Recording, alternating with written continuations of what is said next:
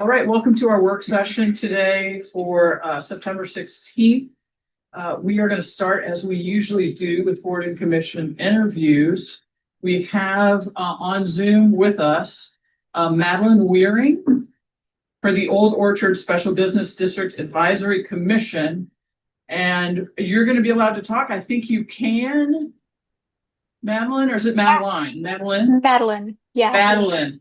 And Madeline, if you can recite the full name of your commission, I think we could just let you be on it because it's so long. But it's not actually a test. So all we're really going to ask you to do is let us know why you would like to be on the commission and what you think you might bring to it in just a few minutes. And then if there are any questions, we will ask them.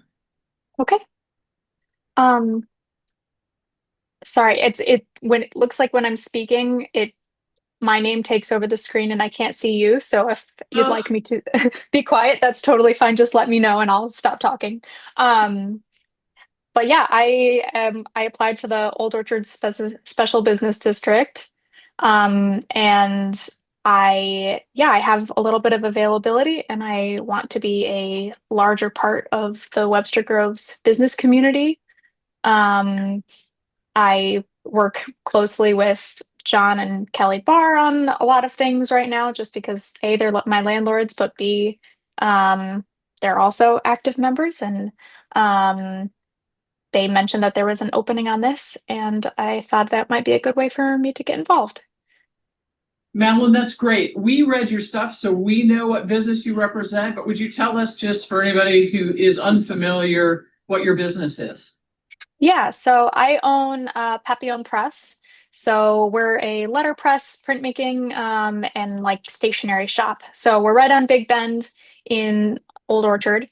And yeah, it's like an active print shop, but also a stationery store, and we have art and pens and things like that. That's a really great store. Yeah, I wanted you to say so because it's just beautiful. So, Thank you. Sure. Does anyone have any questions? No. See, I thought it was gonna be easy, but I didn't know it was gonna be this easy. So thank you. Please proceed with your evening. You'll hear from Katie Nakazano, our city clerk, shortly with some directions. Lovely. Thank you so much. Right. Thank you. Thank you. Have a good night. Thank you too. All right. Is there anything anyone would like to review on the regular agenda? No? Get that. All right. How about some updates? Green Space Advisory Commission met the beginning of the month since we last met here, and not that I have any big updates from that meeting. They've got a big work plan that they're working through for the year, and the lighting ordinance is in progress and things like that, but nothing time sensitive to bring back to the Council Plan Commission. Met this week as well, and had the public hearing for the comprehensive plan, and that was a really good discussion that we can talk about more when we get to our discussion of the comprehensive plan. But it was a really great meeting, and they also discussed the front-facing garage ideas and proposed changes, which was also a really good discussion. And I think that at the end of it, the comment that's sticking with me is the juice worth the squeeze? And is it really worth making changes where we get what we want out of that? And, you know, some concerns that we've heard from other commissions about guardrails, things like that. So good discussion there that we can talk about more when that topic comes back up as well. That's it for me. Great. Councilmember Hasselmeyer. Hi, yes. Been busy. BDC met since we last were together. They have their business coffee on Thursday morning at the Benny Gordon Rec Center. That is at 8:30. And thanks to Dr. Peoples for helping to get things pulled together and helping the commission prepare for that. They've been working hard on getting that ready. Explore St. Louis is going to be or be there to present how they can help Webster businesses. And And then also there's a survey that went out to all the businesses to kind of gauge, instead of just working on vibes, like just kind of help having an understanding of how tariffs are impacting business and that sort of thing. And so those results, I don't know what those results look like, but that'll be helpful, I think, for how the commission might be able to assist businesses moving forward. Betty's Books is having a grand reopening in their new spot, which is super duper cute, on this Saturday at 9 a.m. Now in with coffee. Crossroads. Now with coffee. Now with coffee. So get your comic book and your java. And then the chamber is having a golf scramble on the 29th in Forest Park with Ozzie Smith and Frank Cusimano, and that's at 3. And yeah, so that's the BDC. Safe Streets Week was last week, and I went to Webster Rock Hill Ministries to a listening session that they had. It was a great turnout, great conversation. I had to leave early, but Dr. Martin and Sean were doing a great job of helping to lead that. And then Great Rivers Greenway open house. I was able to pop into there where I think most of us were there at some point. That was another great turnout, great conversation, lots of robust feedback. I was lucky enough to be invited to attend a kind of a forum at SLU called ADAPT, which was how the region can respond to more collaboratively with sustainability for addressing the climate crisis. Really interesting, programs, some computer aided programs that they want to help, they want to share with communities to help identify potential areas of collaboration with other neighboring municipalities, et cetera. So that was an interesting conversation to be around as well. And then fresh off of the Missouri Municipal League conference over the past 3 days. Lots of stuff there. So yeah, been busy. Thank you. Excellent. Sustainability Commission met last night, and coming up a week from this Saturday is going to be the electric vehicle open house. It's going to be in parking lot, the Police City Hall parking lot, which we are borrowing from whoever that is. Masons, yes. 10 to noon. As far as I know, there's going to be at least 10 to 15 different electric vehicles with their owners there, just talking about everything there is about ownership that they like, maybe dislike. So that's coming up on the 27th from 10 to noon. We had the first presentation that Ellen Leapson put together about EV charging. This will be the first of 2 meetings about that. So the next one will be the next meeting in October, and they'll just give their feedback on some of the information they've learned from this packet.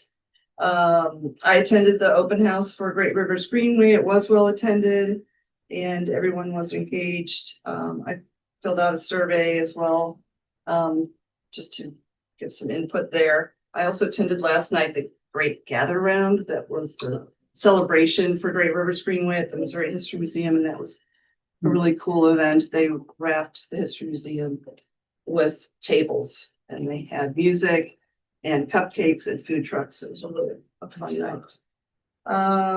Old Orchard won't be meeting until the beginning of October. What I just wanted to plant this seed with everybody that they're going to be having their first fall festival, October 25th and 26th. Live music. I understand a petting zoo. There'll be vendors.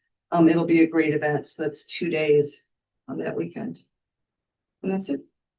Right, thank you. How much input do we get with the GRG? I guess the city. Do we get? Yeah. Well, we're partnering with them. We're collaborating with them. So they are, going to be mindful of what we say and react that way. And don't think they're going to go with a solution that the community does not like. Yeah, because I've heard some complaints from residents that live around there. They're worried about the plans. They don't think that they're very concrete enough. and where they're going, so. That was the point of it, was to show options. I thought it was a good presentation, I was just, people So, were telling me yeah. that they didn't like it, particularly those that live around there, I was just trying to understand why.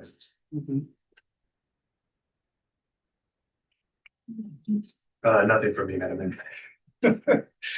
I also attended the Safe Streets open house at the Webster Rocky Ministries. It was a good session, a lot of feedback from the residents.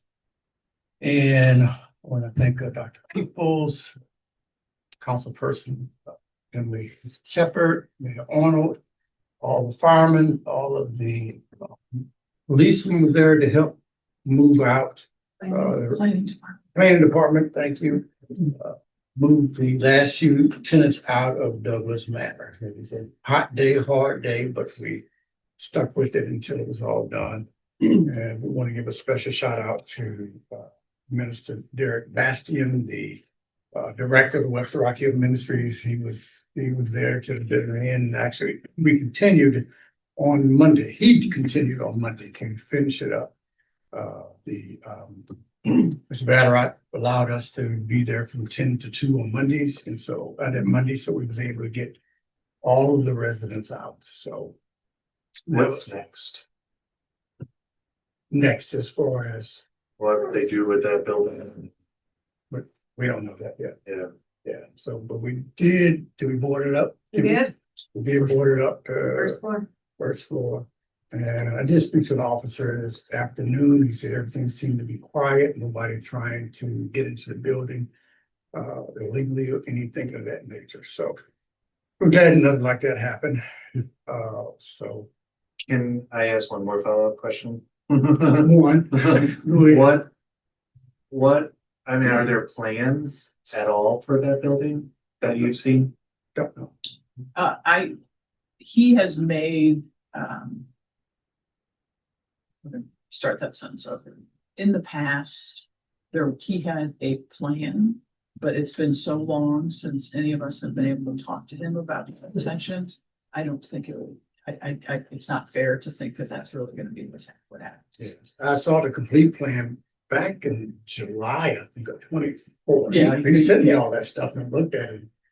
And it was a good plan, if it came true, but it didn't. At what point do we start discussing lighting? I don't know. I mean, everything just happened as far as, because at this period of time, we have turned the building back over to him. So, I was gonna share more. oh, yeah, so, but, we did what we're supposed to do, Yeah. protect the building. We were providing security for a week at the building.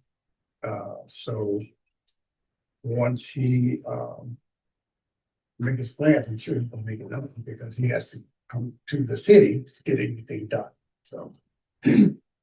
And, HUD has extended the program to October the 6th. That's great, I didn't know that. Yeah, so there were 6 in the relocation specialist. She'll be there at Webster Rocky Ministries trying to finish up the last tenants and provide them some type of housing, permanent housing.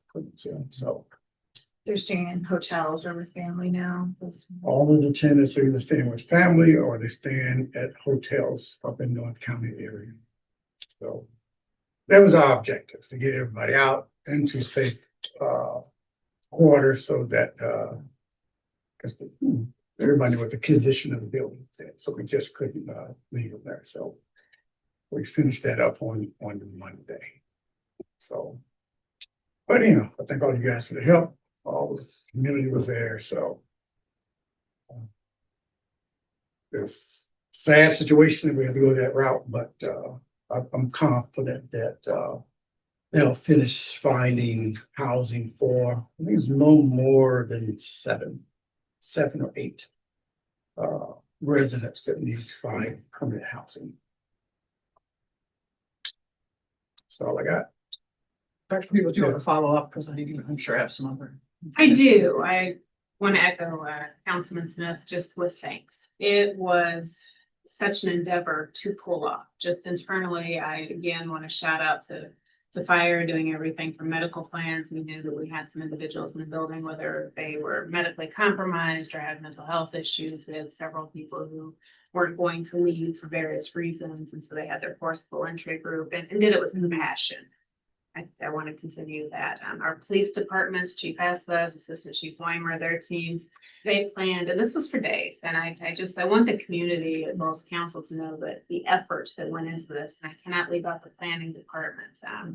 As much work as everybody put into it, if there was an MVP of the group, the planning department, and that's really important to highlight because they've been knocked around a wee bit, but they did a terrific job. There's over 140 code violations in that building. Webster Rock Hill Ministries, what a rock star. They helped plan a ton. Councilman Smith was certainly a lead on a lot of that. You guys showing up for the day, it was really spectacular. But like all good plans, and for me, this leads a lot into our emergency preparedness. You all wanted to know if we could stand something up. We did.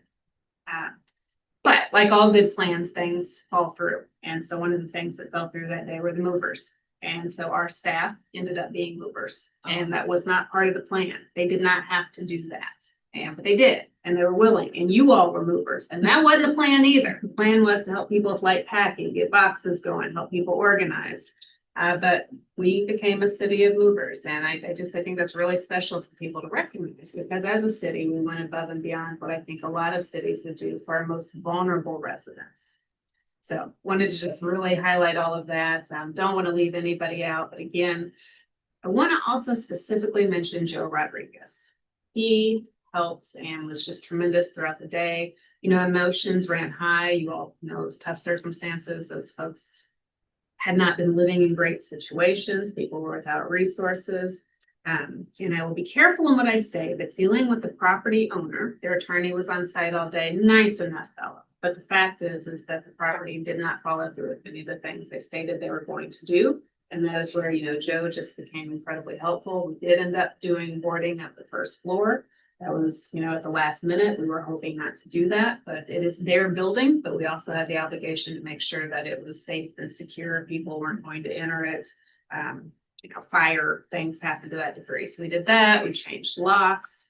So Joe, planning team, again, police, fire, it just really was a tremendous effort. So that in terms of next steps, it was interesting. It's one of the things that Mr. Vatterot's attorney shared is that they were going to have people there the same day to start working on things. And it's like, well, there's a matter of pulling permits.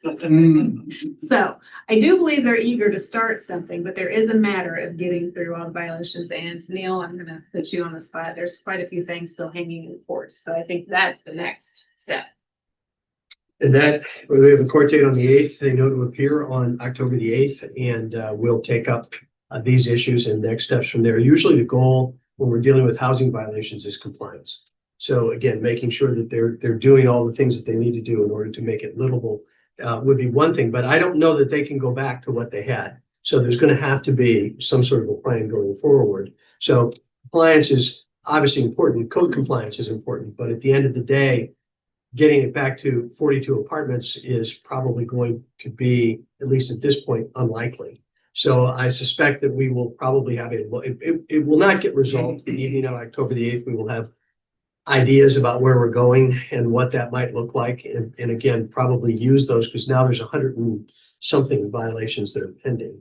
And again, we're going to use, and not to mention the show cause orders. So we're going to have to use those, I think, as some leverage in order to make sure that they keep moving it forward because we don't want a vacant building. Why? I would imagine, right, that any license that they had to rent has been revoked.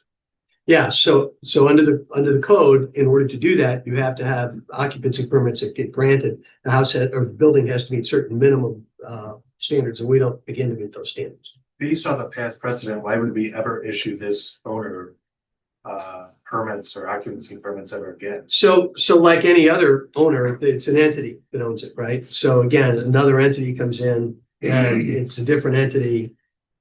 What do we do? Again, we can try and peel back the layers of the onion to figure out who that might be, but there's no really good way to determine whether or not it's the same people. We might be able to figure that out.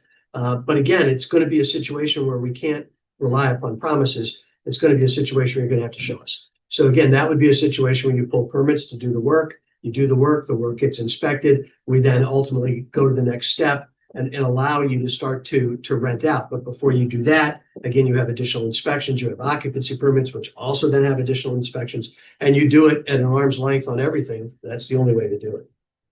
You try and accommodate the landlord as best you can, or any business owner as best you can, but if they demonstrate that they're not reliable, then you have to apply the arm's length approach.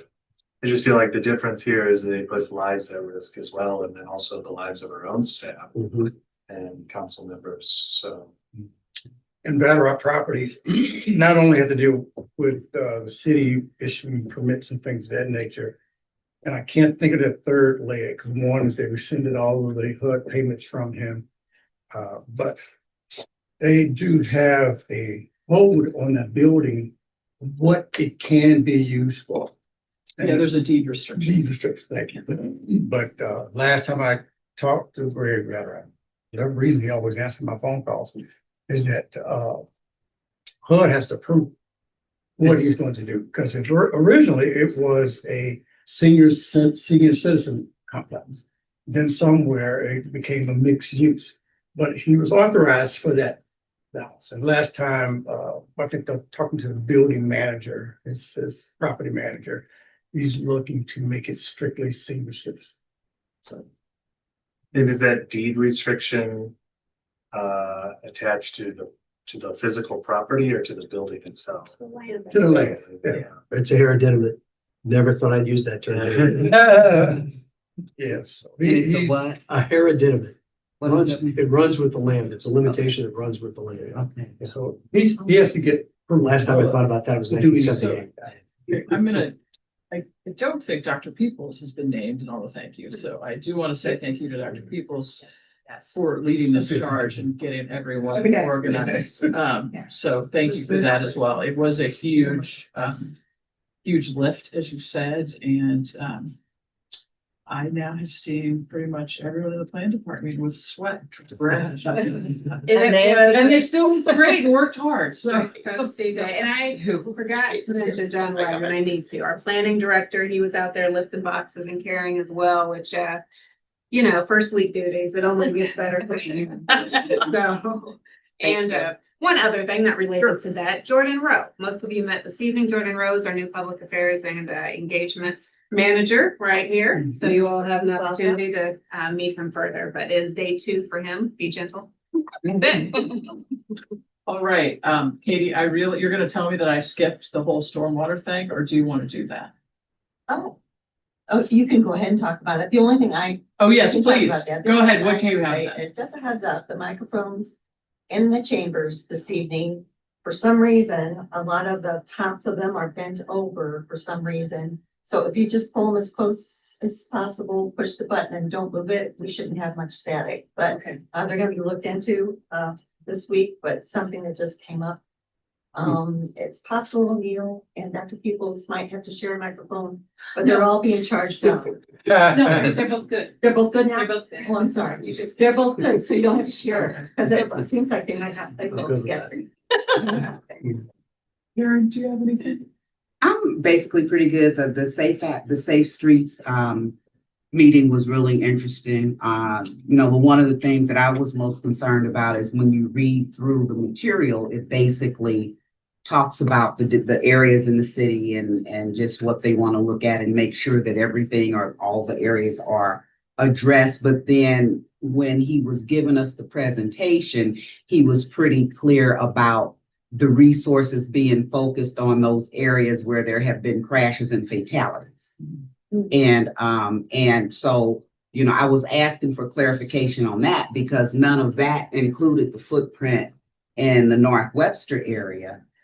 However, the materials state that, we're trying to look at every place, but the way or the amount or points were being provided based upon what those records are in terms of crashes and fatalities and what have you. So, I'm really pretty interested in how that's managed going forward because there's a couple of places in the area that we have brought up previously. And I remember in one of the North Webster meetings, a response from the officer was that, well, have there been any crashes or what have you? Like, well, we really don't want any.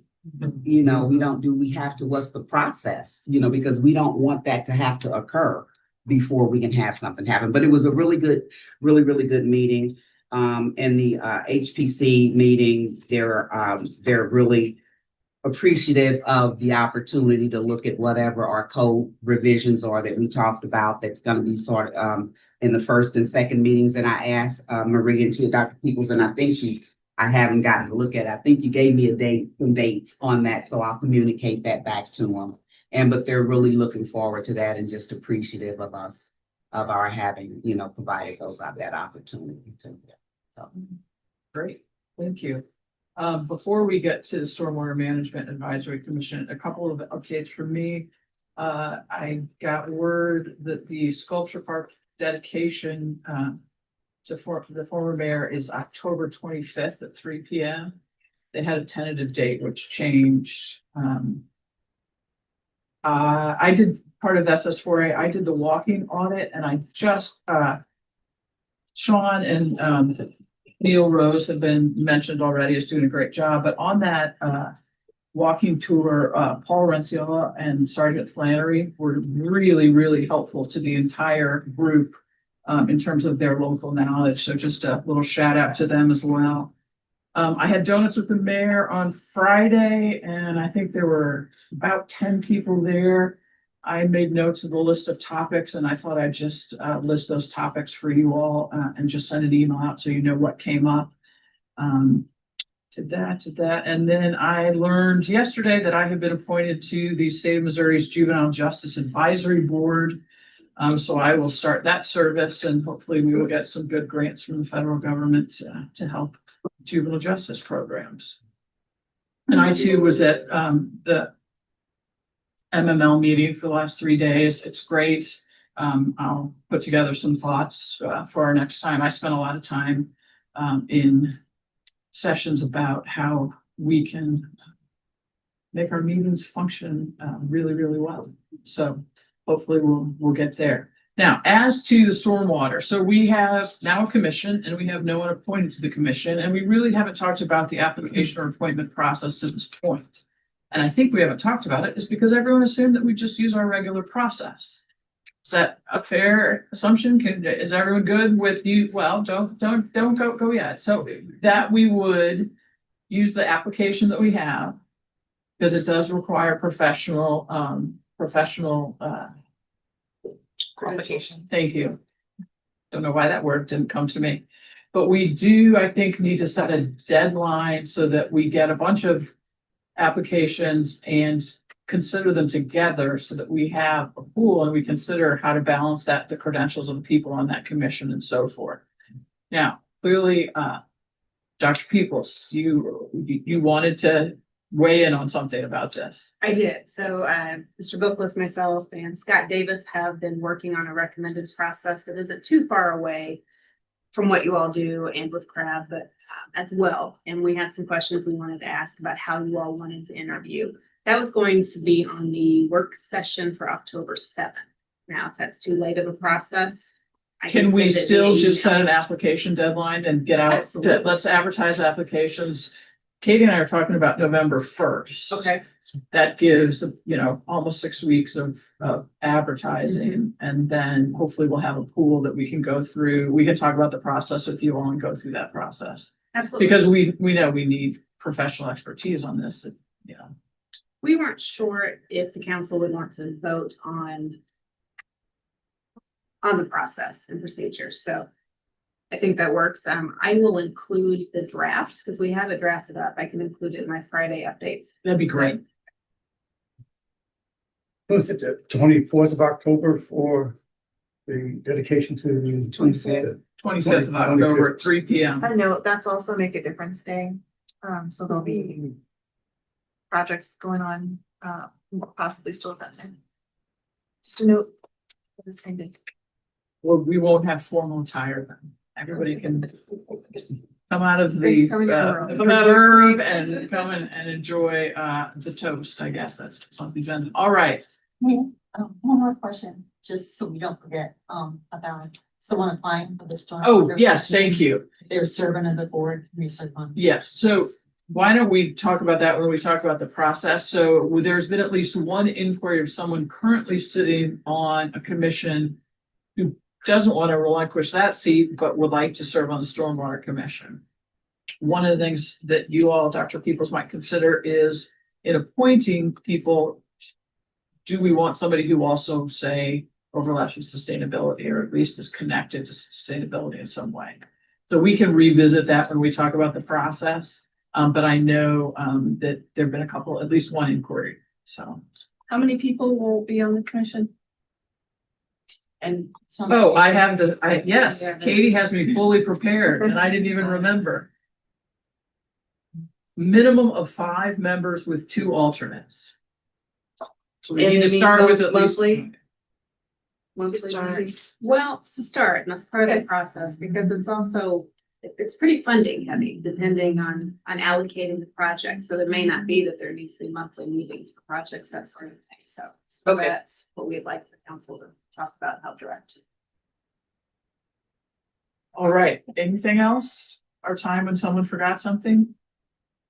Or the bell is rung, and so that Assistant Chief Weimer, that means that you, I believe, are on deck here. It's an ominous sign. For whom the bell tolls. Close for me. You gotta tell me which side's my skinny side, so I know where to stand. How many choices do we have? Do I sit, do I stand? You can do either one. No, quicker. You can do that. Am I? So, yep. Anyway, so I just put together timelines just for basic understanding how long this process is actually taken. And as far back as I could look, the TAC, the Traffic Advisory Committee, started looking into parking in and around the high school in Webster University area because we were fielding a significant amount of complaints. I'll just say that back then TAC wasn't a monthly meeting, so we've kind of changed that. Now we meet monthly, and that helps us move a little quicker with projects.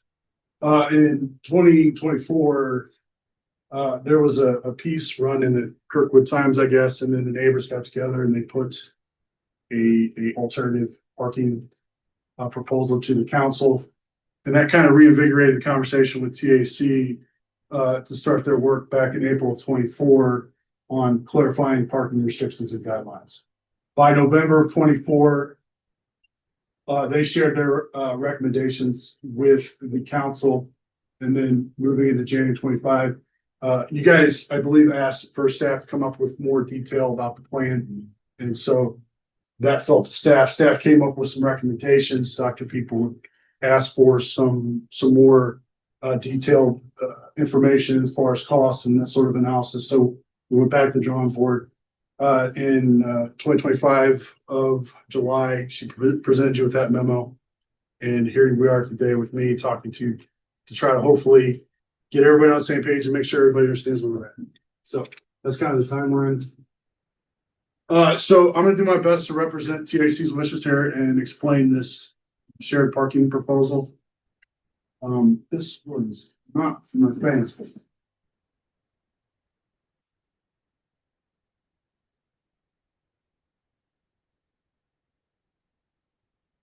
Anyway, I'll just keep talking.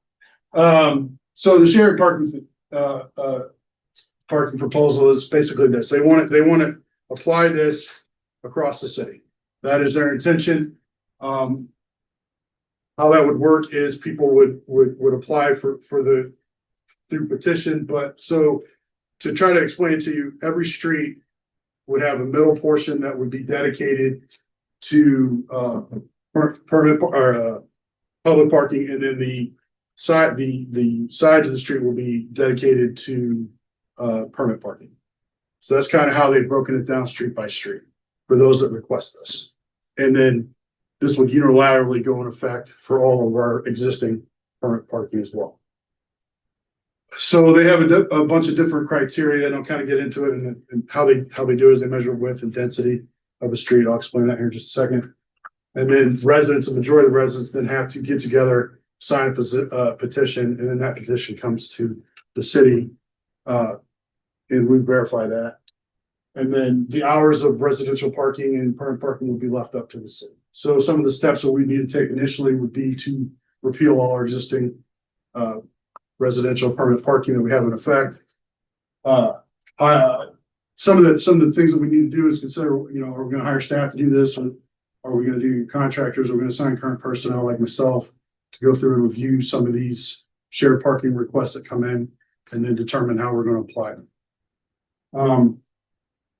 Can I ask you a question before you go to the next page? Absolutely. When you say repeal all previously enacted ordinances, we have parking areas with parking permits that are in some of the business areas. I'm assuming this is only residential, right? Correct. And this would not include any of the permits that might be in residential areas that we're making available to businesses where they purchase them or are. So this would be more along the lines of permanent residential parking, not business parking. Okay, so none of the permit parking districts would be affected by this plan. Correct. Okay. Correct. Okay. So just to try to explain this, because it's a little confusing to me as well. So density would be by the number of houses on the street. So you'd have to go physically count the number of houses on the street to determine whether it is of average density or low density. And based on that, if it's considered average density, that would mean 50% of it would be available to residents only, and the rest of it would be open to public. Firstly, if it's low density, meaning houses less than 6 on whatever your designated area is, it would consider low density, which means that 30%, 33% of the houses, the parking would be available to the public, and the rest would be residential. Or no, would be residential only, and the rest would be open to public. So how they determine street width, if it is considered a narrow street, 18 feet or wider, they're going to say that no parking is permitted on either side. That's because they want emergency personnel, ambulance, and such to be able to make it through the street. Medium width street is defined as 18 to 26 feet wide. So this would be only one side of the street would be designated as parking. Again, middle sections for public, outer sections for residential only. And then wide streets, you can park on both sides of the street. But as you see that, that's going to require some measurement and some calculations to go through all these and check them out. So some key considerations for implementation. So resources, obviously, just to get this implemented, we're talking about signage, we're talking about labor costs for staff to erect the signs, take down signs. We're talking about the staff time needed to go through these applications and go through our permit parking for each street, measure the width, density, count the houses. We also need to ensure timely and transparent notification to all affected residents regarding the proposed change. So those with permanent parking need to be notified that they're going to be losing their permanent parking. How we go about that, I'm not entirely sure. And then give them an opportunity for feedback, obviously, on how they feel about it. Petition verification. So part of the process is that a majority of the residents have to approve of this change, and that's why the reason that is in place is it's not one neighbor can decide what's best for the entire street. Is there a percentage to that? Majority. Majority. So I've seen you go by blocks, and so whatever the majority is on that block, you have to then verify that, and that's a process in itself to verify that the people that sign the petition actually live on the street and are the homeowners. Okay. So if 75% or more vehicles parked on a given street belong to non-residents, then this shared parking could apply. But the police department, we can't run plates for that purpose. We can only run plates for criminal investigations. So that's another hurdle we're going to have to figure out. I appreciate that. I'm sorry, so if someone's parked there, you want to be able to run the plate? Well, how to determine if this vehicle is a resident or not on that street? So then how do you enforce what we're proposing? I'm not understanding your question. If you can't verify that the people that are parking in the places that are designated, Sorry, cut you off. I mean, if you can't verify that the people that are parking there are who the parking was intended for. No. What I'm saying is, if let's say there's a street near the high school and there are like students parking on that street and they don't live on the street. They're saying that the shared parking could be implemented on that street. I'm saying it would be a challenge to determine what car belongs on what owners, which car is owned by a person that actually lives on that street versus if it's just a student parking or something along those lines. So you'd have to have a visible permit, what you're asking. Yes. It'd have to be something hanging from the rearview mirror or a permit that you would affix to the car, and then you would know that that car is allowed to be there because of it. It wouldn't happen until after it was implemented. Right. You still have to, know, you need some information in the implementation. So we look process. largely like what's in existence now, if I could explain this better. We have permit parking, you have a sticker, you come in, you get your sticker, you hang it in your windshield. We know that that sticker belongs to that house, they apply downstairs with Debbie in the records, and she issues those. In this case, you have your public parking in the middle and your residential parking on the sides, same process, they would go and get their residential stickers. Yeah. So that's how we enforce it. So Yes. the only people that should be on the, I'm sorry, Go ahead. that should be on the side are the people that have the permanent Yes, stickers because they live there. yes. But for the petition verification, steps before you have the permits, you gotta figure out. You're pulling public record and trying to figure out who lives, is it consistent with the houses and the people that signed petition. But you could only rely upon people's application. So the only way you know is if people affirmatively applied for the permit. Once they were determined to be on the street or the street voted for it, they'd have to actually physically come in and get a permit in order to make sure that their cars. Yeah, Compliant. once the street's been switched over, but before that, you have to verify that the petition is signed by the people of these. Correct. That's another layer of complication to this process. Was the occupancy analysis part of the TAC proposal? I'm not understanding the question. The So, number of houses on the street. yes, the density you're talking about? Yeah. Yeah, that's part of the proposal. So you'd have to go through it. I mean, I don't, the identifying a method to determine the 75% or more vehicles parked on a given street belong to non-residents. Is That's- that part of their thing? So or I is think that the thinking behind that is, I guess I'm not explaining very well, is that you have a bunch of people that park on the street that don't live on the street. People can then use that as a reason to apply for the shared parking. You understand what I'm saying? I do understand what you're saying. I just don't. I don't understand Let's the execution of continue. it. Let's continue. The execution of it is difficult. That's kind of why I'm bringing it up as a concern.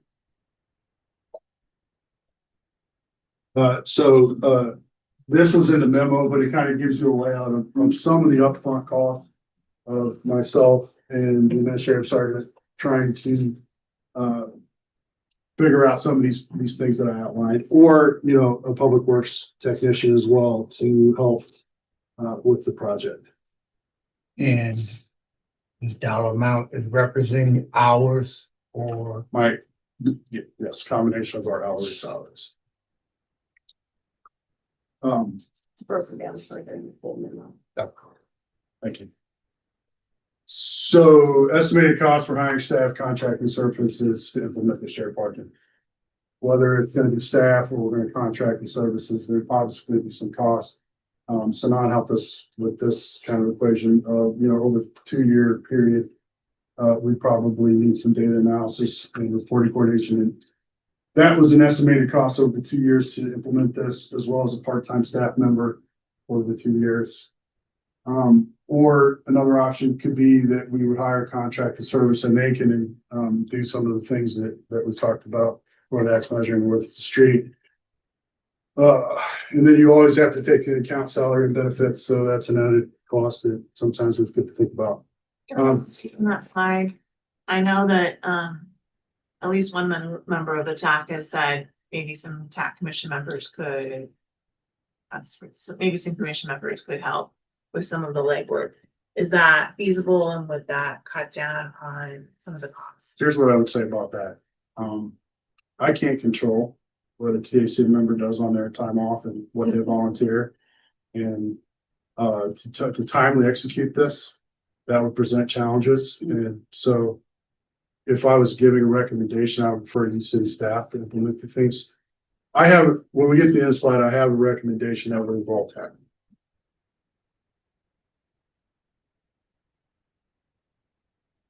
Wait a minute, did I talk about that slide? No, you didn't. I didn't talk about that slide. This is the one. Is this the one? Yeah. Okay, so first alternative, that, is an option to this plan would be to apply basically their blueprint to any existing request for permanent parking and use it as a guiding principle. Here I've listed some of the ordinances for legal, so they can see some of the existing ones we have to probably repeal if we were to enact this. We've used this effectively, and Karen can vouch for this. We've actually had an issue with Tevlon and some of the business parking on Marshall Place. And so we used a not exact outline of this, but kind of a similar blueprint to resolve some of the neighborhood parking issues based on width of the street and whatnot. So it has been used so much effectively so that they came back to a CAT meeting to thank us for enacting it. So there is some positive things. Elm Place would be another example. The person wanted permanent parking. I kind of explained this. I told them they need to do a petition. Haven't heard back since, so I don't know where that sits. But it kind of puts some of the onus on that neighbor to talk with their other neighbors to make sure that this is what everyone wants.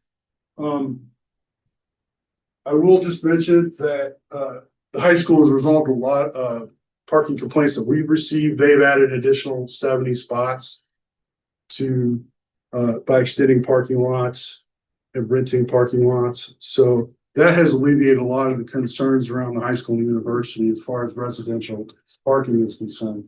I can say that our complaints are drastically lower. So just a couple more points. There's no formal assessment that has been conducted to measure community feedback regarding loss of permits. So I don't know how the community will react to this.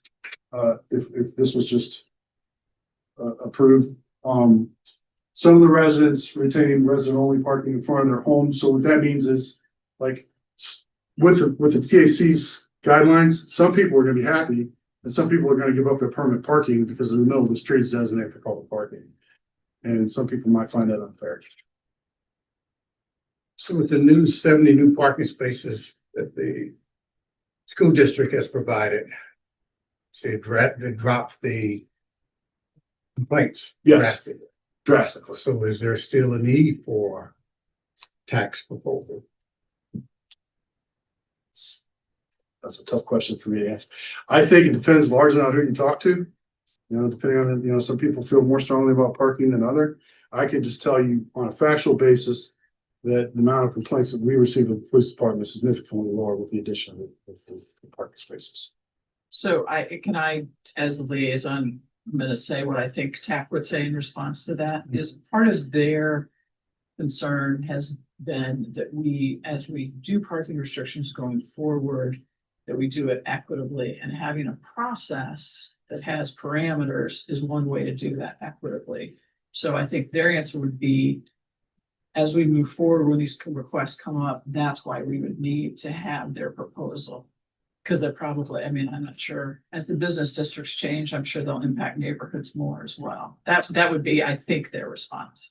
And I'd like to also, the high school situation, the streets surrounding the high school have been, because I'm on that street, one of those streets, but I feel like some of the residents who have a lot of parking opportunity wouldn't necessarily come together and sign a petition to change their parking situation, but it benefits the community. And I don't think those are private streets. And so when it's a community concern, that is problematic for me. That would be alternative two, which I'm gonna cover. in Okay, just a second. okay, because also then to add into that, like Holy Redeemer is right there and on holy days, and if you guys are familiar with Catholics, we go to church sometimes during the week or funerals and then there's no parking on the streets if there's overflow out of the parking lot, and people have been ticketed.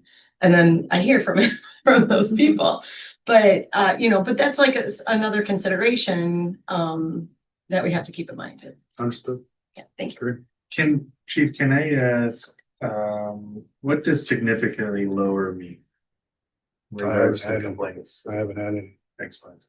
And now, one of the things that I'm confused by is I like the idea of having an equitable result But that doesn't necessarily equate to uniform result. And it seems like that's what the police department did since 2000, is try to create equity without creating uniformity. Because each street, each neighborhood is different. And if we're going to create uniformity throughout the city, I think that's a fool's errand effectively, because it's not going to create the desired result, particularly for the homeowners. So I agree that equity is important. I don't think uniformity is important. When I say uniform, I mean that it's applied evenly across the city. But that's what I mean, though, is like the neighborhoods around the high school are a lot different than the neighborhoods where I live.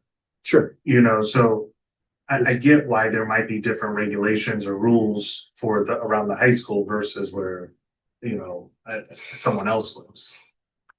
And then I just, again, I'm gonna try and summarize, and again, I am speaking for the TAC, not necessarily myself Yeah. here. They would say that looking at density, looking at width of street, and they're trying to come up with a set of criteria that is adaptable to different neighborhoods within the city. But I guess, Would be their response. yeah, sorry, I didn't mean to cut you off. No, that's okay. What I was gonna say though is like, it seems like, okay, back in 2000 and since then we've worked on this, and then we got the school district engaged. They came up with 70 new parking spaces and effectively solved the problem around there. I'm not saying that it's a complete resolution, but it's gone a long way. So it seems kind of silly to me to think that all of a sudden we need to create some kind of uniform standard for the entire city. Okay, I'm gonna stop you for just a second, because we will have the debate part of this in the regular meeting. If you don't mind, Okay. we'll let Assistant Chief Weimer finish the presentation, and we can ask questions. But then in the regular meeting, we'll discuss what we want to do as a council, and you can go. Not have all outlined the in the time. shared. Yes, if there's anything outlined for disability parking, not in the shared parking or permanent parking. And the ADA doesn't mandate for on-street parking that there be spots, but you may have, going to the idea of tailoring it to a particular need, you may have someone who parking at the end of the street, they're in the middle of the block, they have to park at the end of the street because their resident might create a significant hardship, just, right? Yeah. Okay, this is alternative number 2. This speaks to what you're saying, just eliminate permanent parking across the board is another option for neighborhoods. And just make it, everyone is free to park where there's an open space. That's a very cost-effective solution here that wouldn't require staff to do a lot of the heavy lifting or contracting. Of course, you probably face some backlash from some of the residents that currently have permanent parking. Let me see. But to your point, it promotes fairness for everyone because they park where there's on the spot. It basically reduces administrative overhead for managing permits, supports community cohesion by removing divisive permit boundaries and aligns with sustainability, and encourages people to seek alternative transportation. That's just an option I'm throwing on the table that you can consider as well. Well, I do have a friend that lives in one of the areas residential permit parking. And since the university built a garage, there's no need for it. They're telling, because they're parked. There's no parking between this time. It don't matter because none of the students come back up on the streets to try to park.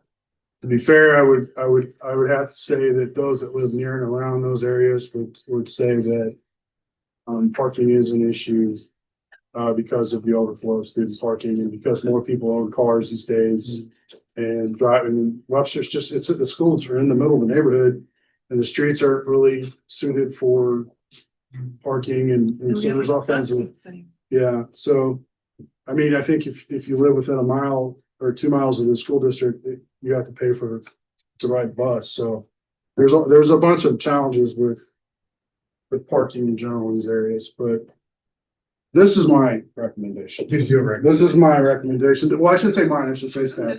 I apologize. I had some input. I would like to use the shared parking and create something like what we had with the sidewalk policy. so that residents can apply if they feel the need for this in their neighborhood, and it can be applied to them through a petition, which would then include TAC in the decision process because it can be forwarded with TAC, and then they can evaluate the situation, apply their metrics with density to determine whether that this is the best fit for the neighborhood, and then I can forward that recommendation to Chief Osifez and Dr. Peoples, their final assessment, and give it to you. The reasons why I think it's cost effective, it reduces the workload that myself and Sanan are gonna have to do if you say yes to shared parking, which I'm concerned about, but I think that as we talked about, there have been some parking improvements in the area with some of the addition in the high school. And I think it's a reasonable compromise between CAC's recommendation, the existing permanent parking system we have in place, which by and large, most residents, from my understanding, are largely happy with that have it. And it helps ensure that, you know, staff can adequately ensure that we're doing, you know, these permits correctly and with feedback. So that's kind of my presentation. How about any additional questions? Questions? Make sure I understand this. So I'll try to hold it out succinctly. So right now, if there's a street that doesn't have any restricted parking. Yes. And somebody wanted it to have restricted, that would be this application. So yes, it would Okay. be, we'd be like a web page you go to. Like the can apply sidewalk for it. or those processes. Yeah, somebody like me would get a hold of you and say, hey, you need to fill out this petition, we'll review it, Talk to your neighbor. talk to your neighbors, make sure everybody agrees with it. Okay, so that's for a street that doesn't have anything now and they want restrictions. If you have a street that does have restrictions now and somebody in the community wants those restrictions lifted, do we have a process for that? No, those would remain the same. No, Well- would it be the same process though? Yeah. That Like, I still apply to go to change. the street Yeah. and say, But it would still be up to the residents on On that the street street, to yeah. say, this is what we want on this street. For better or worse, like, Right, the current process has that petition process. This is not, in terms of the application, is not really different. okay, So you could have it now and you could petition it to change it to this. If this were enacted, but this would just be for new requests. you know? You would go, And you could, if you had an existing street that's already in our parking permit district. Yeah. Where we've had a majority that have come in and said, this is what we want. That street could look at this and say, gee, I like this better. We want to switch over to this. but they could also say, we like what we have. Absolutely. And we're not gonna rock that boat. Unless you read the first page, which says repeal everything. Yeah. Right, Which would but start that's you not from zero. that's not part of your recommendation. No. Right, is to repeal everything and start over. No, I don't want to do that. Yeah, And I think that would be a bad idea. so I think when TAC first kind of rolled out their policy, it kind of sounded like it would be applied to every street in the city. But it's really just those where parking is a concern that's raised by the residents and they want some kind of control on it. It's not every street in the city. I think the first round was every street. We've come a But long way now- from that. Yeah, To be true to what TAC probably once they would say they want to apply uniformly across the city. but to what David said, like, I think there are swaths of the city that don't need this kind of control. I would interpret tech just a little bit differently, and that is, I think they would say you should focus where there are parking problems, not just go through the entire city. Which is what it sounds like where we are now. I can see Commissioner Member Natty behind you. I'm co-chair. I just. Yes, why don't you come right, we don't typically do this, but I'll give you a couple of seconds to Well, talk about that if you think. Remind people, this doesn't apply just to around the high school. Like with the situation with Talbot, the residents came, since that opened, they had a big problem with their street with parking. And they came, they requested some changes, the changes were made, and it worked for everyone. So there are situations that come up, same with Swan, something with Swan, two of the emergency vehicles could no longer get through because the parking from the high school moved down there. And that was worked out. So it's not just the high school, just to keep that. Yes. And I would say that this approach here would be an avenue for people to apply their recommendations in it. application process. So Well, and I can see a situation in which, since we have less control now than we used to over home-based businesses, that if somebody had a home-based business and people started to park on that street a lot, connected to the home-based business, that you might want to pursue something. But I guess what I'm thinking about is places where we have permit parking where it's not necessary anymore. So, like Webster University, those city streets, called city streets. Are we just gonna let those sit there like that? Does anybody have problems with those permit park? Do those residents actually have permits to park there? And how do you enforce the permit parking? Generally speaking, we've without complaints. instituted various, we used to have a parking enforcement officer. We used to have somebody that was a part-time parking enforcement officer. We've moved now more to a responsive parking. If people complain, we respond and do that. I would say it's more on the district officer to enforce those parking regulations. But if I'm gonna be frank with you, I would think that we respond primarily to the complaints that we receive from the residents that somebody's parked illegally. So we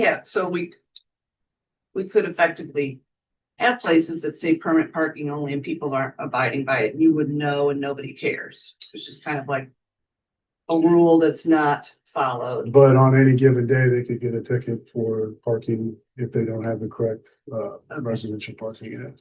Well, I think, Pam, one of the places I think you and I have talked about is on Bompart, Bompart near Lockwood. Yeah, and that's business. So I figured that didn't apply. It doesn't, it applies to the broader point where we have a restricted parking that if you drive by there any day of any week, there's never a car parked there. Right. None of the Old Orchard business people use that Yes. anymore, and we're precluding other people. from Same using it. same along Lockwood. I mean, we have major from Bompart to Old Orchard. It's permit parking for businesses only, but nobody parks there. Cause Yeah, nobody but needs that's it, but which is potentially customer parking that could be used for more business in the area. But so in this case, though, we would just need to repeal that. Well, in those cases, we could just appeal those business ordinances, Yes, right? ma'am. That's separate from Yes, ma'am. this. And so it is probably something that we need to really try and Or understand. makes me say one more thing, sorry. Just, there are, like on Sunnyside and Lake, there are restricted parking. Yes, yeah. permits, but that's more for near it's all, I believe that is a Yeah, problem there yeah, also. yeah. So again, not just a high school, not just. Right. University, so. Okay, yeah, sure.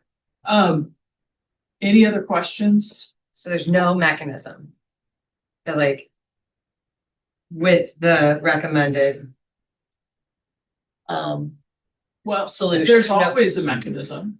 You as a council member can offer to have part, these are all done by ordinance, so we And can that'll be in repeal there. any ordinance that we need to. And so let's, Okay. let's talk about what we want to do in our next meeting across the hallway there, because I think we are pretty much out of time for Yeah. this one, unless I want to make sure we get all the questions answered though.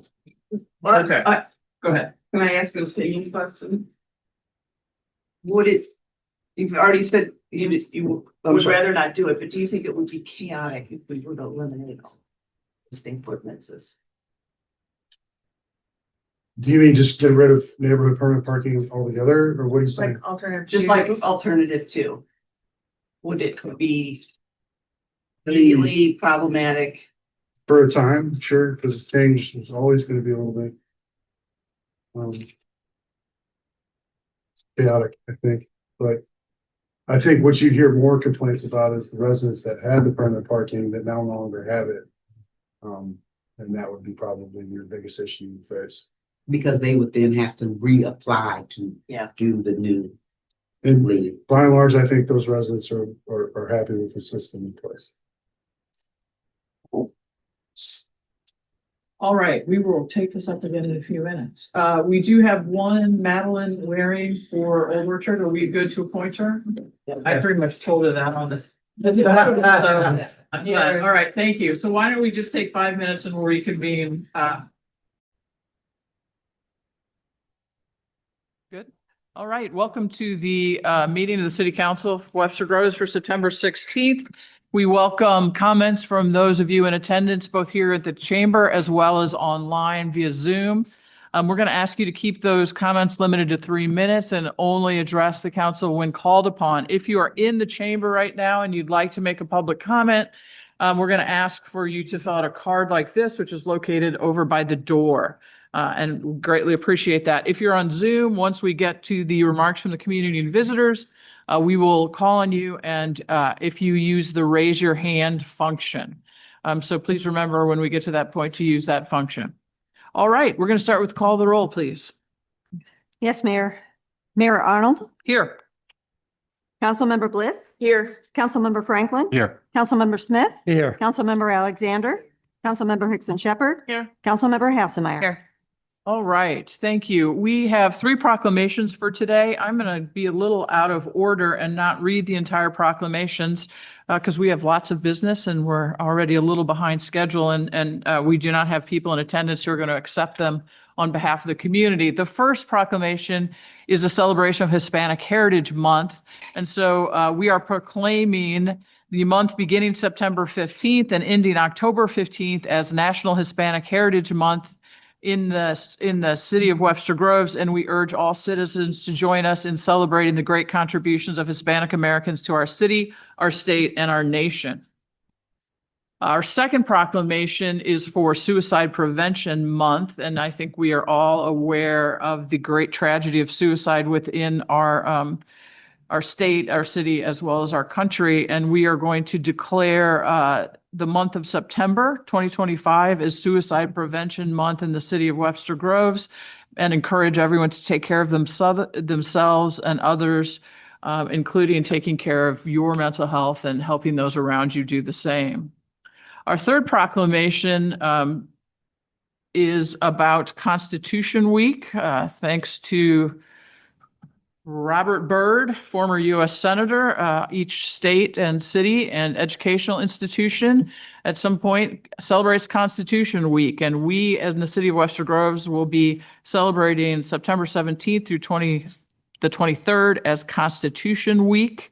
We ask our citizens to study the Constitution and reflect on the privilege of being an American with all the rights and responsibilities which that privilege involves. I believe there are a council member or two who might like to comment on this particular proclamation. Yes, thanks, Madam Mayor. I feel like it's really important while we're talking about the Constitution that we underscore the importance of the freedom of speech. And additionally, I would like to draw attention to the fact that our society right now is experiencing a lot of political violence.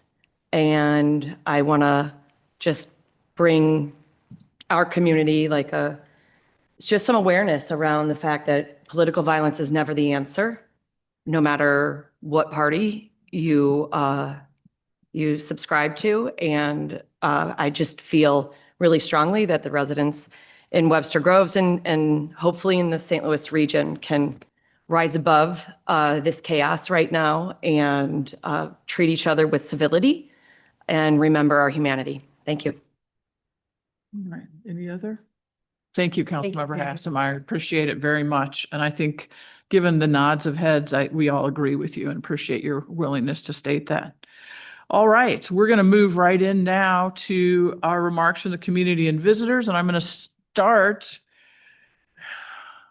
with No. Dave Buck. Oh, No? yeah, go ahead and let Dave speak.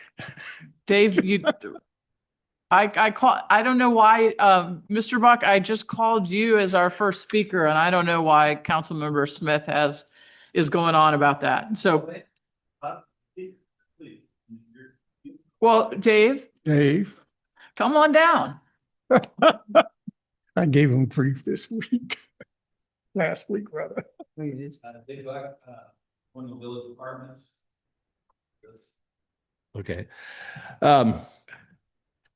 What I think most of you know me from over the years that I'm a fierce advocate that Webster Groves is the city of the arts. And we have banners that display that sentiment around the city. And I believe, as many people in this town believe, that there is no other force in the world with the power of the arts to lift people up and bring people together in joy and community and in peace. In other words, art is the pathway to peace. I've lived here 25 years, and this is the trifecta for this weekend, which is Friday night. The Old Orchard Gazebo series continues of the Gazebo series. It's great. Saturday, the Jazz and Blues Festival. I think it's the 23rd year or 28th year. This is the granddaddy of them all in Webster Groves. They pull anywhere from 10 to 12 to 15,000 people. It'll be great. And then Sunday, we have our 6th World Peace Concert at the Webster Groves Garden Cafe. September 21st was designated by the United Nations in 1981 as the International Day of Peace, so it's on a symbolic day for us. We will also celebrate not only great music from 6 performers, but we will celebrate the fact that Webster Groves is an official International Cities of Peace around the world. It joins 450 cities in 75 countries in 6 continents around the world, and we share our unity in a common cause to bring peace to the world. And then the last thing, maybe aside from peace, is that you probably read the news in the paper about Mandy and Gary Shaneberger stepping down after 8 years at the Garden Cafe. They are really, really good friends of mine. And I'm sad for Webster Groves that this is happening. I'm really happy for them because they're spent. I mean, they have put tooth and nail into this place in their heart and soul. And so, peace. And Dave, thank you for the work that you did for the city's recognition, because I know that wouldn't have happened without you. Next, we have Carl Wolf.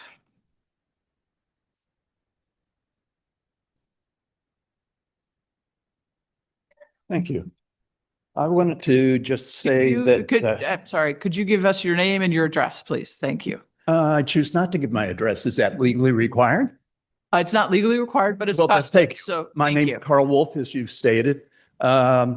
I was just upset. I'd started working with the city more than 2 years ago over installation of solar on my residence, and had gotten approval from the building commissioner at that time based upon his examination of my knowledge of the equipment and installation requirements to go ahead and do that installation myself.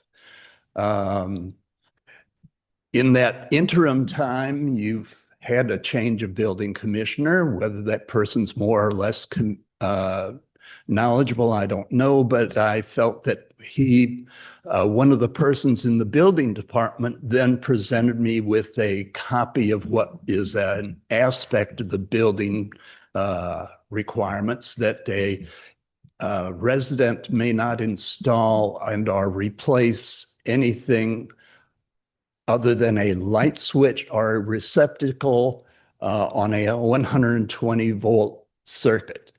While that is an aspect of the building code, there is that provision, as far as I'm still aware, in the building code for the building commissioner to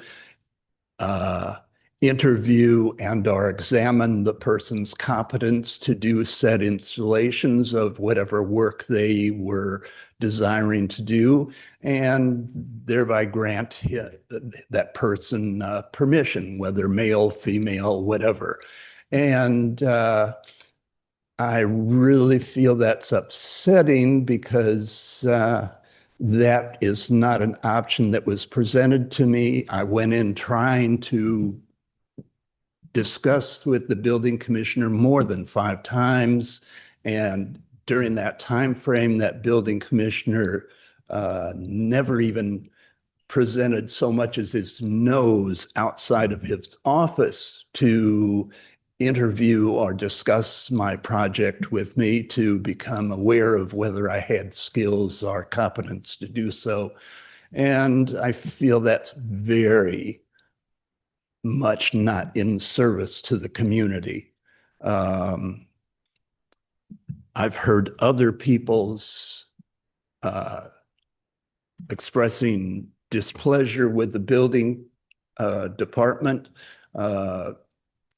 Recently, our entire street was torn up because of putting in plumbing for the replacing lead lines on the street and replacing the supply for the entire community. This was, something that affected 18, 20 households. Time. Thank you. We also have Jake Barola here. Come on up, please.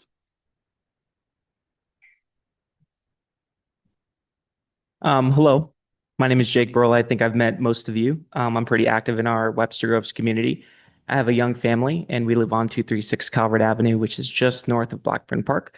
We also have the lot 232. So we enjoy some space here in Webster. I know the tax issue has passed, and I'm not really positive or negative toward the specific real estate tax rate that was passed, but I do think it's really interesting. In our community, we talked a lot about affordable housing the past few weeks as of what's going on in Douglas Manor. And I think as a city council and as a mayor, it's one of your priorities, I think, from reading, and seeing and reading minutes, that we want to provide more affordable housing in the city of Webster Groves to hopefully inhabit more people like me, more young families, and to continue to grow our community and age our community. But I also think it's also really interesting that I feel like the only thing protecting me, my family, as well as a lot of young families, is the Hancock Amendment. And as we know, our real estate prices here in Webster Groves has shot up astronomically. But that doesn't necessarily mean that I think, us as a city we can't just keep backing up our rates to fit the Hancock Amendment and say, okay, now we're good, right? Let's kind of squeeze the most money out of the overassessment that we have in Webster Groves and across the St. Louis County, right? It's not just Webster Groves that experiences overassessment. But I do think it's really important to note that if our goal is affordable housing, right, and we look at young families and we say we want young families to stay here, we have to look at how our community is growing from a property tax rate and say, how do we mitigate that to make sure that our yearly expenses as a community don't continue to rise up and go up and up, because we're closed, right? We're not a Wentzville where we're going to continue to expand. We're a closed community. We have a lot of green space. And so real estate prices are only going to continue to shoot up, which means that my real estate tax bills, as well as other families, are going to rise up. And so I'm not here to press a burden of saying it's the council's fault, right? Because it's the assessment that the county has put down. But I do think we do have, as a city, maybe thinking about what it means to have a balanced budget mixed in with how do we actually lower our real estate taxes or at least keep them the same for our residents. And I understand, Dr. Marie Peoples has done an astronomical job in trying to balance the budget, but I think it's time to say, how do we stop taking templates that Kirkwood's using, DePere's using, and our neighbors are using from a budget perspective, and how do we think about things a little bit more creatively, maybe a more regional approach? I know we've talked about partnering with Shrewsbury, partnering with Kirkwood for different types of professional services, but I come less with the solution and more of a concept in hopes that we can start a change. Thank you. Thanks, Jake. All right, does anyone have any new business? Oh, thank you. Is there anyone who wants to use the raise your hand function online to make a public comment? All right, then we will move on to new business or at the question. Does anyone have a new business? No, we'll go on to unfinished business then. Councilmember Hasselmeyer, can you call for the third reading of bill number 9286, please? Yes, Madam Mayor, I'd like to call for the third and final reading of bill number 9286. Is that it? Yes. Bill 9286, third and final reading. An ordinance levying and establishing the rate of annual property taxes to be collected for the year 2025 by the city of Webster Groves, Missouri, and repealing ordinance 9266. All right, because of updated numbers that we have received, Director Donovan, Mr. Donovan, do you want to tell us? I know Councilmember Bliss is ready to amend the bill with the most current figures. Sure, excellent. This will be brief. I received the assessments were finished yesterday afternoon released yesterday afternoon by St. Louis County.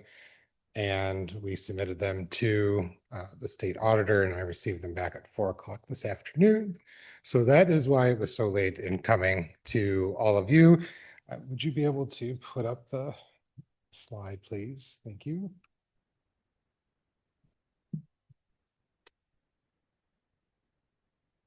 From our public hearing, the only residential rate that changed was the pension fund, and it went up by 1/10 of a penny to 1.139 for the rate.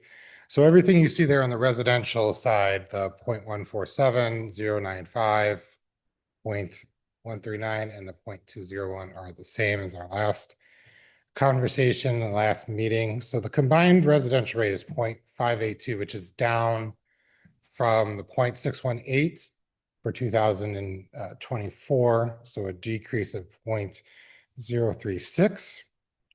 The commercial rates are the ones that altered the most from our previous conversation, and that is because the Board of Equalization reduced the assessments by about 5.2 million on the commercial side. And so that brought some of those rates back up.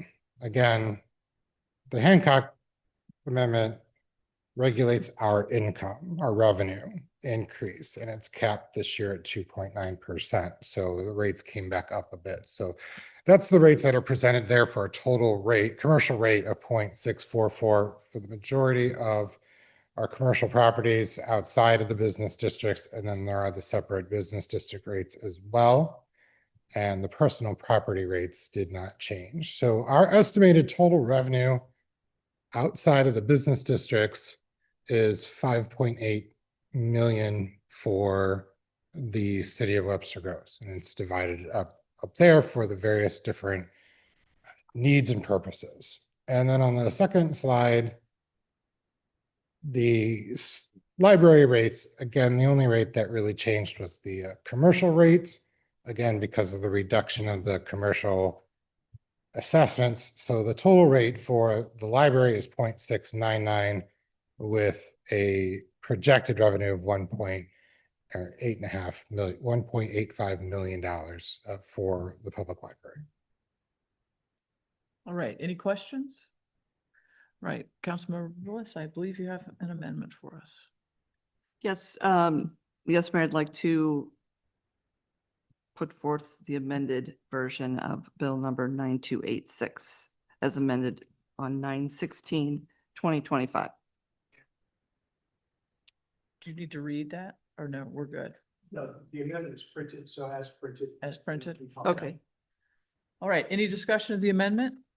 Let's have that vote then, please. Yes, Mayor. Councilmember Bliss, Yes. Councilmember Franklin, Yes. Councilmember Smith, Yes. Councilmember Alexander, Councilmember Hickson Shepherd, Yes. Councilmember Hasselmeyer. Yes. Mayor Arnold. Yes.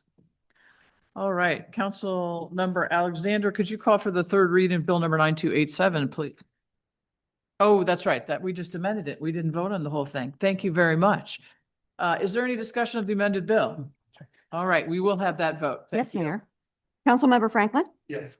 Councilmember Smith, Yes. Councilmember Alexander, Councilmember Hickson Shepherd, Yes. Councilmember Hassemeyer. Yes. Mayor Arnold, Yes. Councilmember Bliss. Yes. All right, Councilmember Alexander, could you call for the third reading of bill number 9287, please?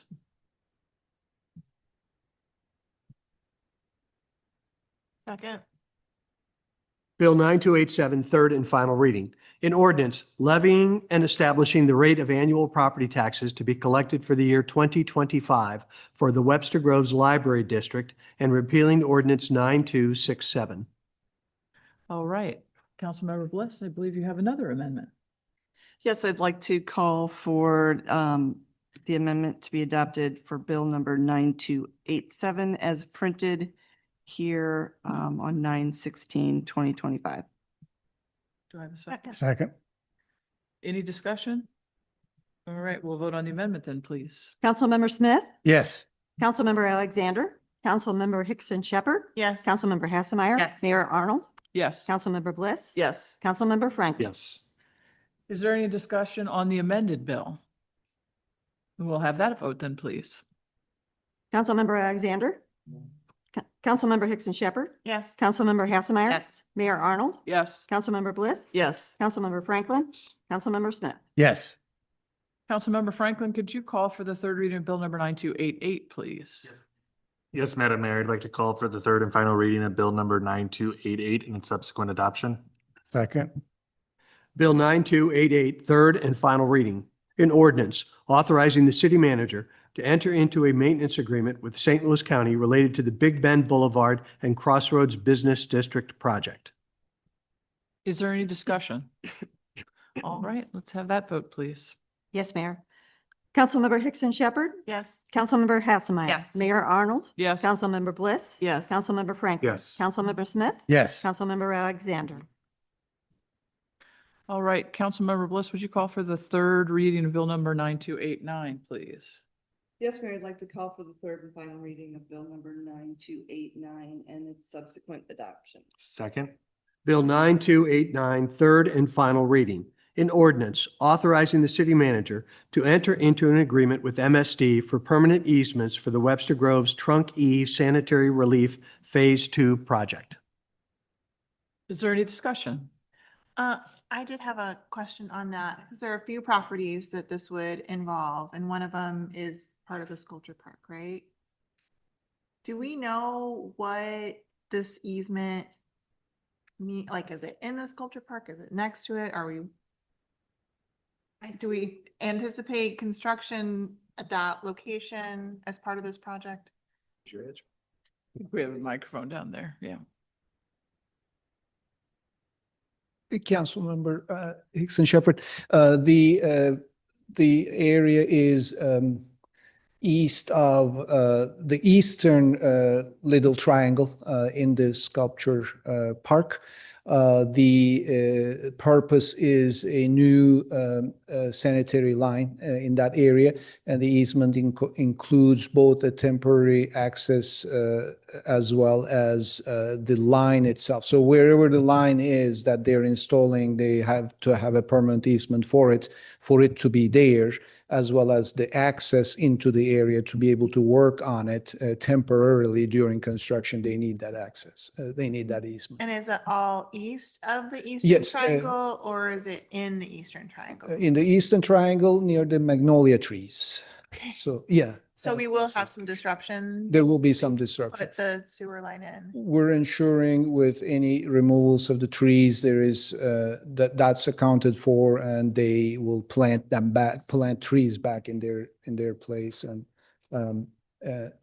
any other disruption to the sprinkler system and all that needs to be corrected. They'll put back together whatever Yes. they take apart. Are there any art pieces that will need to be moved?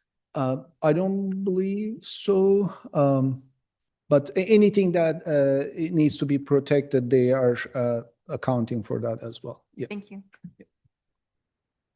All right, any additional discussion? We'll have that vote. Thank you very much. Councilmember Hassemeyer, Yes. Mayor Arnold, Yes. Councilmember Bliss. Yes. Councilmember Franklin. Yes. Councilmember Smith. Yes. Councilmember Alexander, Councilmember Hickson Shepherd. Yes. All right, we'll move on to new business. We had a presentation about the shared parking proposal from the Traffic Advisory Commission. Assistant Chief Weimer gave that presentation and made a recommendation. We can discuss the recommendation and the alternatives. This is a policy. Does it require a formal adoption, or that's what you're looking for? Yes. So then I would entertain a motion from someone, and we can discuss a little bit, but well, actually, we need a motion before we have a discussion. So I would entertain a motion for one of the alternatives, I suppose, or the recommendations.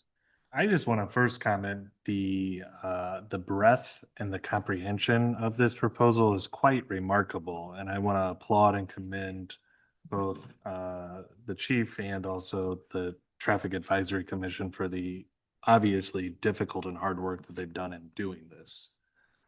So thank you for that. I am a little concerned about. Okay, before we Oh, sorry. discuss, I need a motion for some action that we're gonna Oh, take. well, then I would do a motion for the staff recommendation. My motion would be for the staff recommendation for the TAC shared parking. Second. Okay, now please continue. Mayor, perhaps for the record, since the public won't necessarily have seen that, if you could read that recommendation into the record so people knew what you were talking about, Would you? or I can, whichever. Create an application process like the existing sidewalk construction request model. This process would serve as the standard for evaluating future permit parking requests, which would then be forwarded to TAC for review and recommendation to the city council. Right, please continue now. My whole thought process when this all started was that the resolution or the solution we were trying to solve was around the high school in Neerix Hall. It seems like after great hand wrestling, we finally got the school board on board. They came up with 70 additional spaces, which has at least to some degree resolved some of the issues that we had around that area. I'm a little concerned about, I think that the recommendations are great. And if we lived in a utopian, I would be all on board with this. But I'm a little concerned with the TAC's proposal and the amount of time and effort it would cause for our city. I'm not sure the juice is worth the squeeze. And so that's why I think that's why I think We're laughing because that's twice tonight we've heard that, but go ahead. That's why I think that the staff's recommendation makes the most sense in this scenario. And if we start seeing problems, we have a very good concrete plan to fall back on if we need to make some changes or some amendments. So I also like the staff recommendation. My only thing is I feel like there needs to be some process for people who don't live on the street to have a say. And, maybe there's a street that currently has restrictions and there's not a need for them. It would be good to have a mechanism for someone to say, can we get rid of that? I don't know if that mechanism is all from a community to us or if we want to do something staff wise, but I feel like that's a missing piece where we don't have a way to have somebody who's not on the street even start the process of either adding or removing restrictions. Should we, if they're not on the street, so should we make it be required that they be on the street? Well, that's what it is right now. But I could see somebody saying the street is all reserved parking and nobody's ever parked there. And can we look into opening up or something like that? Well, the process doesn't require you live on the street, but it requires a majority of the people on the street to agree with the petitioner. So as a practical matter, we're assuming that people who already have restricted parking are going to want to keep it. And that process then favors them essentially, but it doesn't preclude somebody else from doing it. I just want to be careful that we're not suggesting that.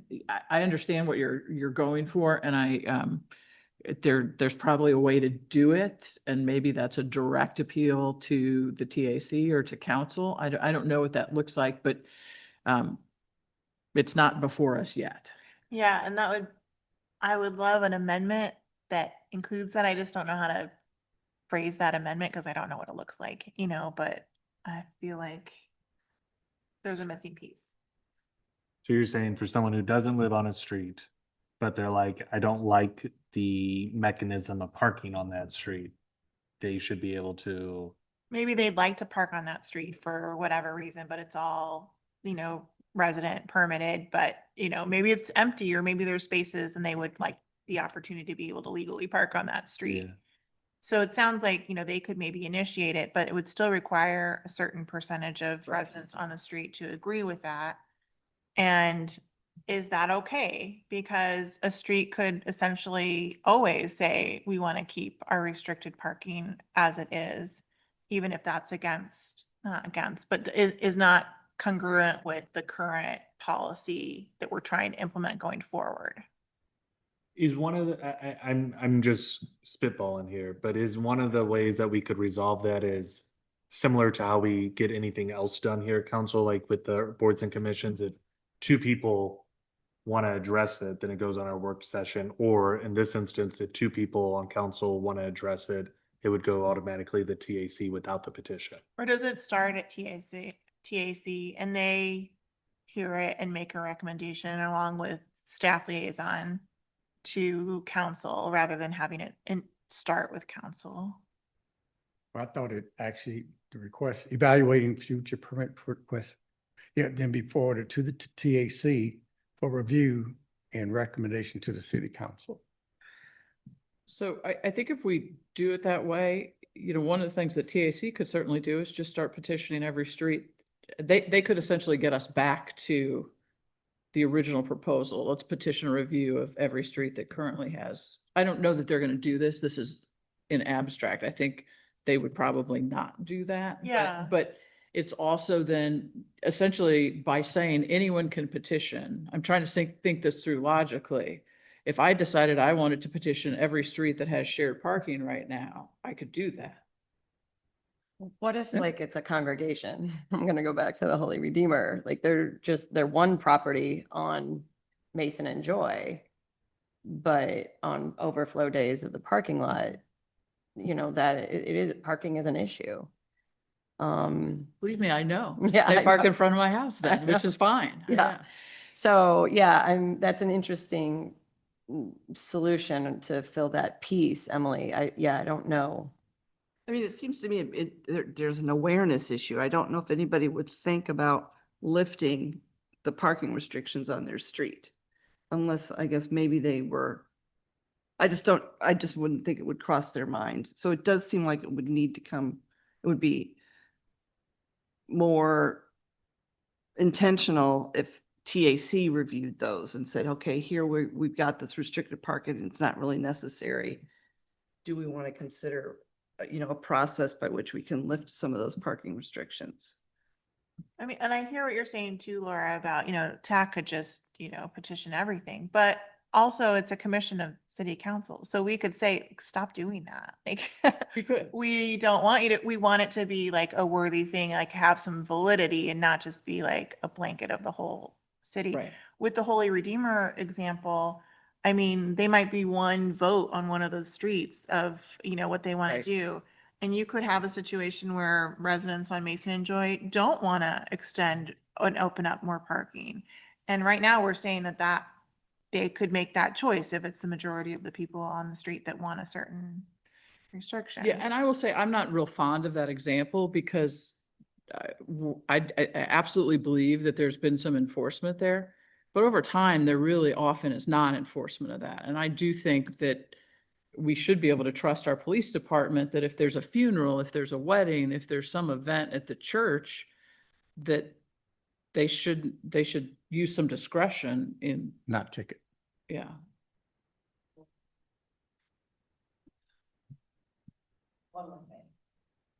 I like the idea. What I do like is that it does give residents a lot of say in their own street, that it does put the onus on residents to collect signatures if they want to change. I like all of that. I do feel like residents should have a say on what happens on their street, but also it is a public street. And sometimes there's a case when maybe it does need to be open. And I just don't know if we have that mechanism built into the staff recommendation yet. Well, like some of this construction we have, they put the signs out, public hearing about this particular change. If you don't want to say anything, you have to show up to the city council meeting. So we can kind of look at it that way. If the residents put forth the petition to remove or add or whatever, they're notified that on this date, this petition is going to be reviewed by city council. And if they got something to say, they can say it. And then, like I say, TAC or TAC, they can make their appeal as well to the council. Well, Emerson, I think that's a great idea.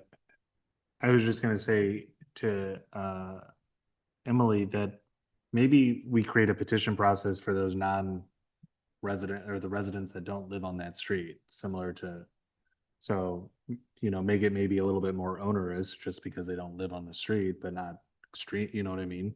So like 100 signatures from anyone in Webster. Oh, instead of just limited to that street. Yeah, and then that gets it to the TAC.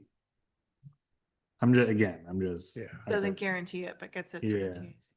Think of it, if I live on this street and I got the percentage of signatures needed to change the parking restrictions, it's just to be held to that street only. They live 2 blocks away or 1 block away and still want to kind of, like you said, park on that street. Well, I'm sorry, you don't live on this street. So the residents that's living on the street, they dictate how the parking is. Because you'll have a group of people that will do that for every street that you petition. I mean, that's put forth a petition, and they have nowhere close. They live nowhere close. Say The it. thing is, I mean, I was gonna say, I remember we had a survey where we talked about what streets are problematic for us, just as residents of Webster Groves. And whatever happened with that, were those results put into this? Was that for a whole other, it might have been safe streets. Yeah, I think that was safe streets. Okay, so I guess I'm looking at the TAC's shared parking thing here, and I'm thinking about just the whole street width concept. And, there are places where I don't live on a street, but there are places where I travel daily or multiple times daily, and it is difficult because the street is narrow and we've got parking on both sides of the street. That seems like that could be a place where I'm not living on that block, but I do, Drive see it. safety issues or whatever else on that street. And so I wouldn't want that to not be possible. I think if we were going with one of the other alternatives where we were taking everything out and starting from scratch, we wouldn't have the same issue because everything would be applied kind of, whether equitably or not, but uniformly, right? But this option is saying, let's not repeal everything. Let's not start from scratch. Let's kind of go where we are and move forward, which I think is good and is definitely more economical. But then you still have streets that have restricted parking on them now where they wouldn't have if we'd repealed everything. So I'm going to make a suggestion here because we're doing the same circles that we've been doing for a while. And I'm going to suggest we don't have anybody who's ready to make an amendment, but we do have a motion in front of us. One of the options we could do is go ahead, because I think everybody agrees moving forward, this is fine. It's really this one hiccup of who can actually participate in the petition process and what that looks like. Is it possible that we can go and act on this and adopt the recommendation of staff? Council members who are interested can work on this, or, I hate to put this back to TAC again, but we can give them the assignment of having this one narrow thing. What does a petition process look like for a non-resident on a street? And see if they can come up with an alternative for us. Or they might just say, we won't make that offer to them. I mean, just say. Well, right. I'm comfortable with that. I'm also comfortable with kind of like, let's see how it goes. And maybe we have something that says if somebody wants to make a request that they can send it to TAC for consideration. And then if they start getting requests, then we can make a process on it. I don't want to over engineer it if we don't need to. And I think the other process that I mean, we have the ability as Yeah. council members to put it to TAC. Yeah. So like if a Right, resident does. brings it up saying, hey, this restricted parking doesn't seem necessary anymore. I mean, I'll be the first one to sign on to any of the, to put it to the TAC Yeah. if you want to, so. So how about we do this then? How about we go ahead, vote up or down on this proposal with the instruction to Assistant Chief Weimer, if he is getting inquiries about parking problems around the high school again, we can talk about whether, or anywhere, not just around the high school. We can talk about whether we need a non-resident petition process. I'm comfortable with that.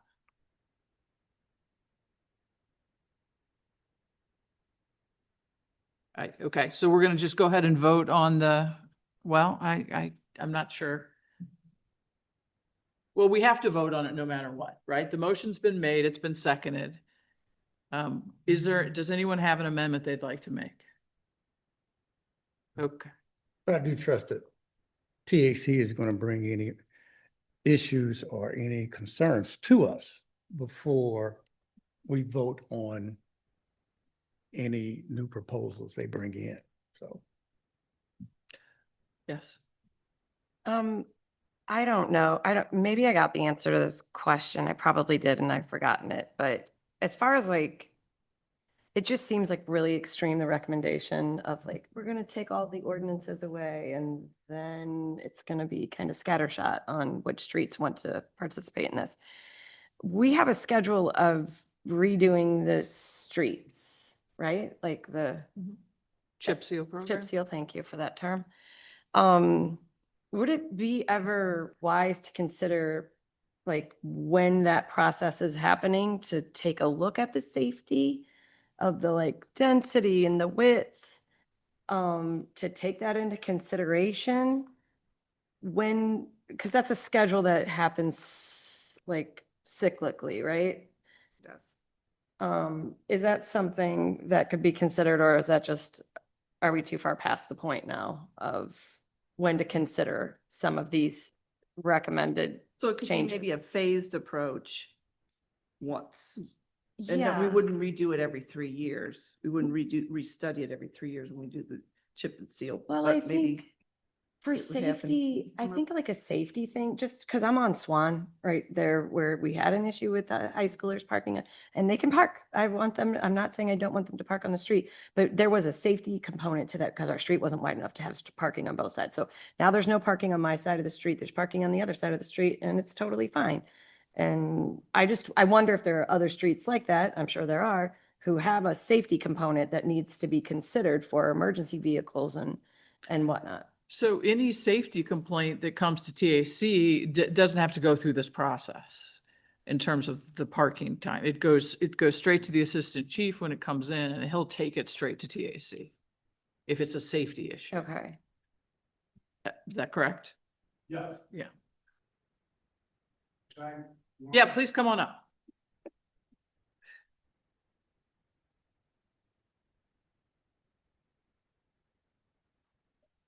You need to use it for the video. Can you hear me? Mhm. So that was part of the goal of TAC, was to come up with a system for people that had safety concerns. They come through multitudes of ways, whether through email, through the city fix-it form. I keep and track all those on an Excel sheet. And if it's a safety issue, I work with Sanan and we just address it through the city right away. If it is something that is more circumspect, we can give that to TAC and get their evaluation on it as well. So we do have a system in place for those concerns.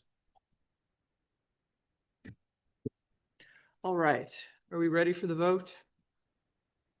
We're going to vote on Councilmember Franklin's motion to adopt the staff recommendation. Mayor Arnold, Yes. Councilmember Bliss. Yes. Councilmember Franklin. Yes. Councilmember Smith. Yes. Councilmember Alexander. Councilmember Hickson Shepherd. Yes. Councilmember Hasselmeyer. Yes.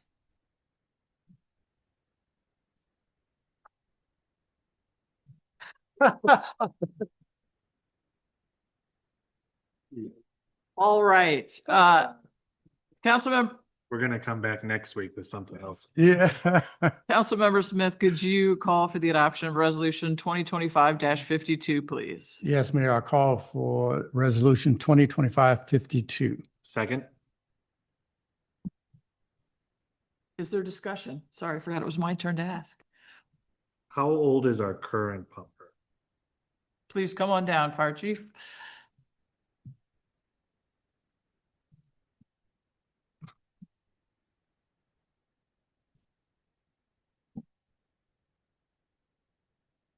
Good evening. Our current engine, Now you're off. current pumper, our frontline engine is a 2017. Our reserve engine is a 2004. So the new engine that would be ordered with that $100,000 down payment that locks in the price would replace the reserve engine. But we move our current primary pumper to our new reserve as a new reserve. That's at that point 8, almost 9 years old. Upon arrival of the new engine, though, it's 2 years away. So with our current 2004 reserve, we struggle getting replacement parts and lights and such. Did I answer that You directly? did, you did, Okay. thank you. All right, thank you, Chief. All right. Any other questions, comments? All right, let's have that vote, please. Councilmember Bliss, Yes. Councilmember Franklin, Yes. Councilmember Smith, Yes. Councilmember Alexander, Councilmember Hickson Shepherd. Yes. Councilmember Hasselmeyer. Yes. Mayor Arnold. Yes. Councilmember Hickson, oh, no, does anyone want to remove anything from the consent agenda? All right, Councilmember Hickson Shepherd. Yes, Mayor, I'd like to call for the approval of the consent agenda. Second. Councilmember Franklin, Yes. Councilmember Smith, Yes. Councilmember Alexander, Yes. Councilmember Hickson Shepherd. Yes. Councilmember Hasselmeyer. Yes. Mayor Arnold. Yes. Councilmember Bliss. Yes. All right, we have appointed Madeline Waring to the Old Orchard Special Business District Advisory Commission. And then that's it for appointments. And then we have a motion from Councilmember Bliss. Yes, Mayor, I'd like to call for an executive closed session related to number 3, Missouri statute 610.021, subsection 3. Second.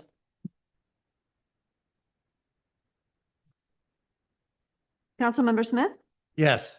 Councilmember Alexander. Yes. Councilmember Hickson Shepherd. Yes. Councilmember Hasselmeyer. Yes. Mayor Arnold. Yes. Councilmember Bliss. Yes. Councilmember Franklin. Yes. All right.